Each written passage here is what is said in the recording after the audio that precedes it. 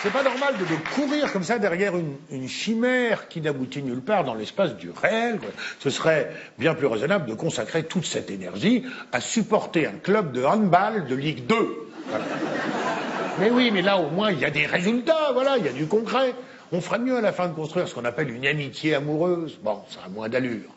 Ça a moins de panache, c'est vrai, mais c'est tellement moins absurde aussi que de me faire teindre en blonde si tu me le demandais, de décrocher la lune pour l'amour de toi, de devenir l'ombre de ton ombre, de traverser le Pacifique à la rame au péril de sa vie, de vider son compte bancaire ou d'escalader l'Everest en tongs. Tout ça pour l'affirmation symbolique par un autre ou une autre de son amour.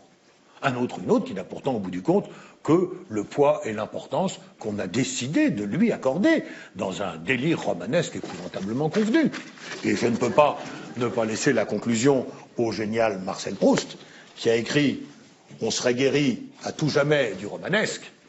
Si on voulait bien, pour penser à celle qu'on aime, tâcher d'être celui qu'on sera quand on ne l'aimera plus. » Et c'est pas mieux pour les femmes, on serait guéri à tout jamais du romanesque.